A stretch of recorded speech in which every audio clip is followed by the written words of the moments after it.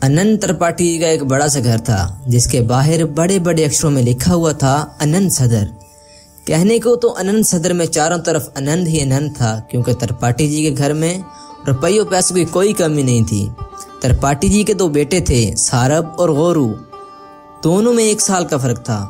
पूरे परिवार का बहुत ही अच्छे से ख्याल रखती थी। सौरभ और गौरू की उम्र 30 और 31 की हो चुकी थी, लेकिन अभी तक इनकी शादी नहीं हुई थी। लेकिन पाठी जी के लिए सबसे बड़ी समस्या थी उनकी 45 साल की बहन जानकी।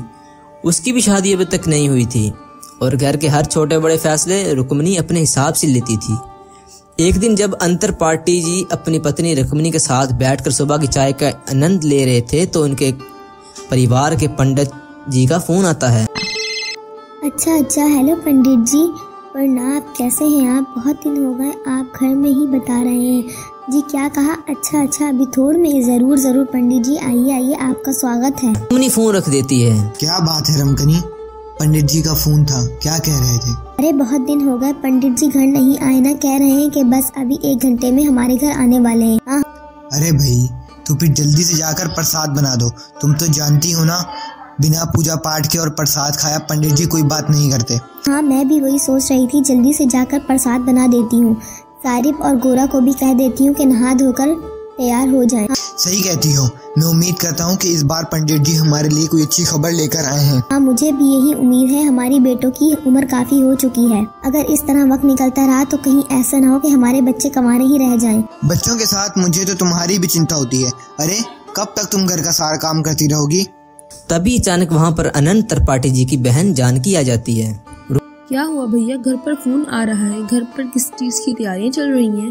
अपने पंडित जी है ना, वो घर आने वाले हैं। देखो तुम भी नहा धोकर तैयार हो जाओ। अरे मैं तैयार होकर क्या करूँगी? मुझे कौन सा कोई लड़का देखने आ रहा है या पंडित जी मेरे रिश्ते की बात चलाने वाले हैं? अरे जानकी जी, शादी की बात ना सही, लेकिन पंडित जी जब पूजा पाठ करेंगे इस नाते तो आपको तैयार होना चाहिए ना।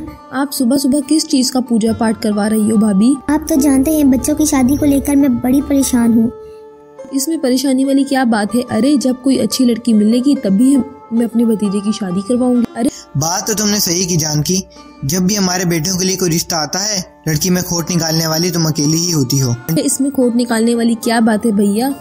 अब 2 भतीजे हैं मेरे। मैं चाहती हूँ कि इनकी बीवियाँ सुंदर हो, अपना हक समझती हूँ अपने भतीजों पर, इसलिए तो बात कह देती हूँ। अच्छा, आप इस बात को ना यहीं खत्म करो, पंडित जी के आने की तैयारी करो। रुक्मणी और जानकी दोनों परिवार वहाँ से चले जाते हैं। पूरा परिवार पंडित जी के इंतजार में तैयार हो जाता है।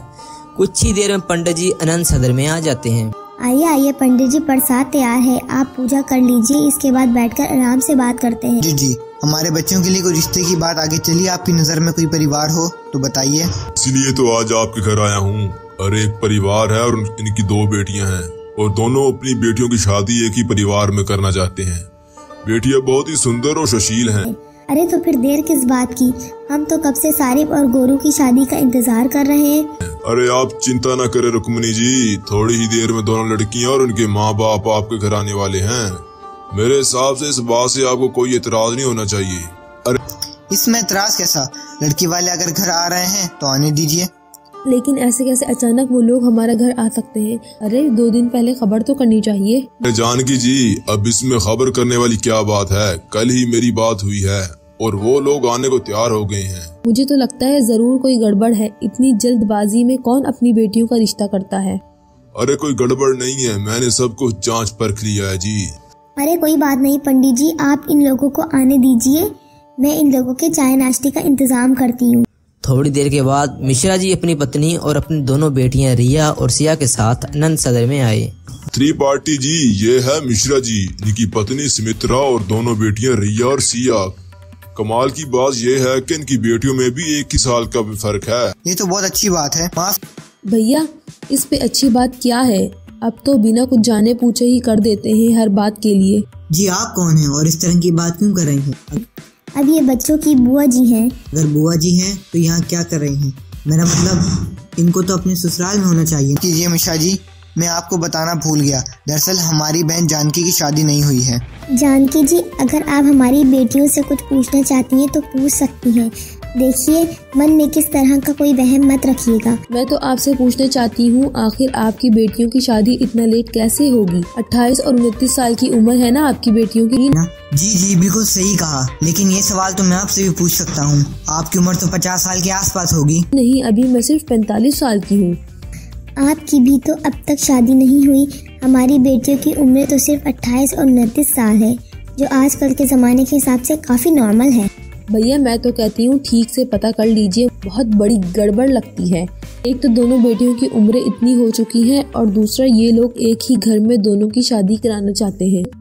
अरे जानकी जी, जरा अपने आप पर काबू रखिए। हम कह रहे हैं ना, किसी तरह की कोई परेशानी नहीं है। मिश्रा जी के परिवार को हम काफी अच्छी तरह से जानते हैं। माफ कीजिएगा त्रिपाठी जी, मगर आपकी बहन की बात हमें कुछ अच्छी नहीं लगी। सच्चाई किसी को अच्छी लगती है क्या भला? माफ कीजिएगा मिश्रा जी, इनकी बातों पर ध्यान मत दीजिए। इनकी ना मजाक करने की आदत है।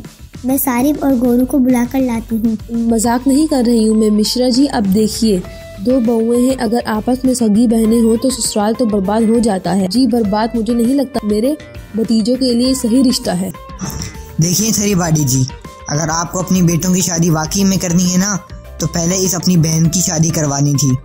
इसके रहते आपके बेटों की शादी नहीं हो सकती। जानकी की बात सुनकर मिश्रा जी नाराज होकर अपनी दोनों बेटियों के साथ वहां से चले जाते हैं। क्या सौरभ और गौरव की शादी हो भी पाएगी या बुआ जी ऐसे अपनी टांग अड़ाएगी? जानने के लिए देखिए इस कहानी का अगला पार्ट।